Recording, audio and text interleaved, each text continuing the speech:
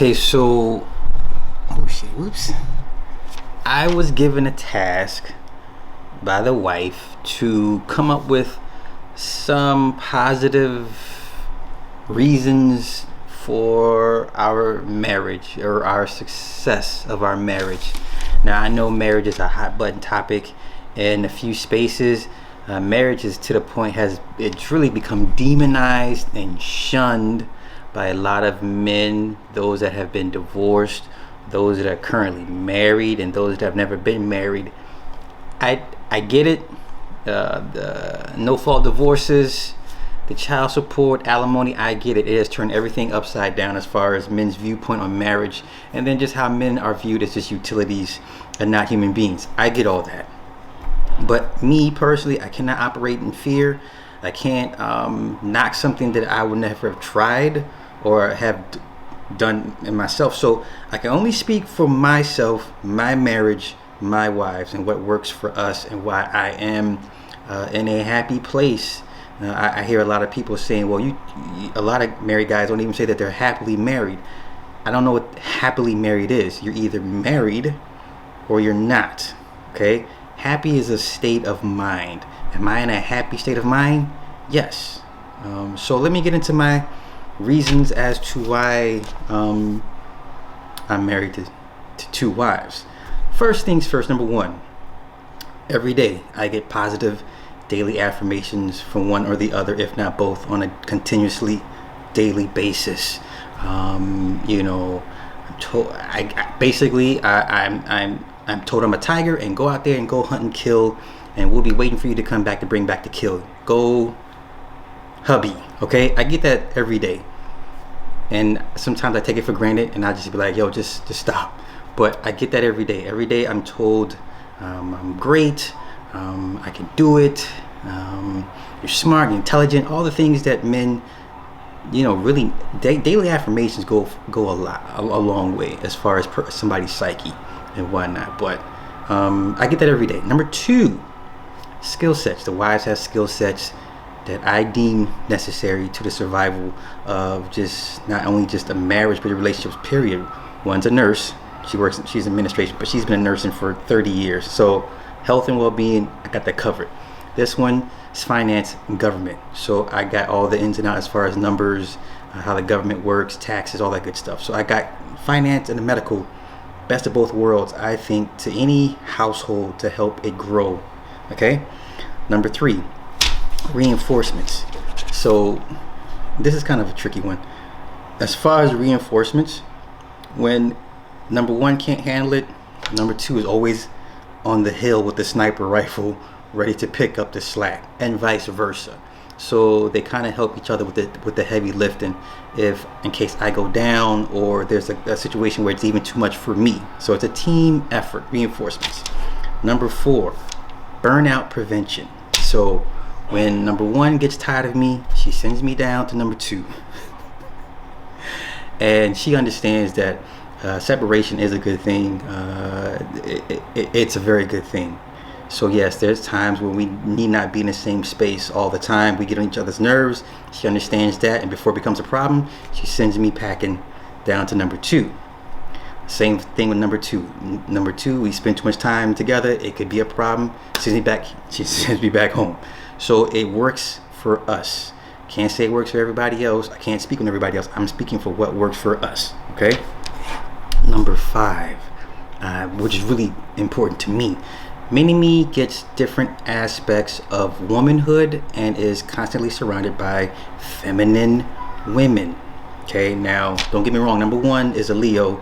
She's a fighter. She has a mean streak in her. Scorpio, number two, is a Scorpio.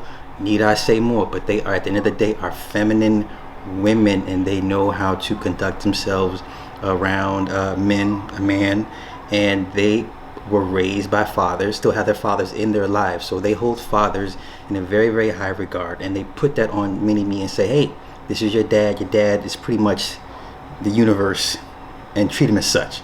Okay, so she gets that aspect of it, and which I'm so grateful for both of them that she will benefit from that. Okay, number six, kind of like number four, but this is for me. I need to recharge my batteries. So when there's times when things have stagnant here, I'll go see number 2, and she'll give me a different aspect of things that I didn't see before, and she'll kind of rejuvenate my spirits, and I come back here ready to take on the world again. Okay, so that's mainly for me. Every now and again, I need to recharge my batteries. Okay, number 7. I think I should move this down. I'll move this down lower. We'll swap it out. So number 7, asset management legacy for Mini-Me. We're a team. We understand that at the end of the day, leaving something for Mini-Me to take over, run, hold, own is the ultimate goal. Okay, they understand that I have a legacy that I want to ensure is in a proper, healthy, functioning state, mindset when I'm no longer here, and we all work towards that. So that's not an issue. That's a great thing. Number 8, we don't take our situation for granted. Now, maybe 10 years ago, we would all have like, this is nothing. We take it as a joke. But now that we're older, we've matured. We've had experiences. Things like this don't come along every day. So we kind of tend to treasure it and make the most out of it and help grow this thing. And you plant seeds and you reap what you sow. So we're planting. Hopefully, what we've been reaping has been good. So we're in a good place spiritually, emotionally, physically, and everyone here gets equal say so, and we all tend to want each other to all grow and prosper together. All right. Number 9, which was number 7. Yes, I get to have sex with 2 different women, but for me, that's not the end all be all. Okay, obviously sex with number 1 is far different than sex with number 2, and I don't mix the two. I don't say, hey, won't you do what she did? I don't. I treat my wives separate individuals out of respect, and this is how you should. Okay, like I said, there's things that with number 1 that are sacred to us, and there's things with number 2 sacred to us, and I do not confuse and mix and match the two. Nor I will never do that, nor should you, unless you met your wives on that type of stuff to begin with, which if that works for you, that works for you. Number 10, I genuinely love and adore these women. Okay, these women have come into my lives in very particular times that I didn't realize that I needed them.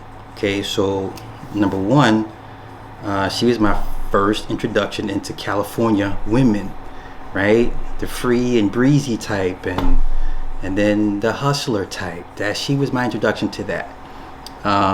She, taught me about you can be with somebody over the course of decades and still not be with them, but still be with them, if that makes sense. Number 2, our meeting basically it was in a Facebook group, and the first time we FaceTimed each other, I knew instantly I had to have this woman. Something about her spirit, her personality, and the fact that she had that accent because she's from Louisiana. I'm like, I want this. She taught me, she basically was very selfless and very giving, and just a genuinely sweet woman. So these are aspects of these women that I refuse to kind of get out of my grasp, and I will keep and hold on to these women and do whatever it takes to keep them by my sides for as long as it takes. So I think those are 10 hopefully positive aspects of my marriage to my wives. Now, I can't say this will work for everybody. Will it change the narrative of marriages, how people see marriage? Probably no, it won't. But it's a bit disheartening to see all the negative vibes and connotation associated with marriage. There are generally happily married men. They just don't hear enough about them, or they're too focused on their marriage to come online to really speak about it. So that's my little 2 cents on my marriage to 2 wives. So I'm good. I'm in a happy place. So hopefully you guys got some out of this. Have a good one. Peace.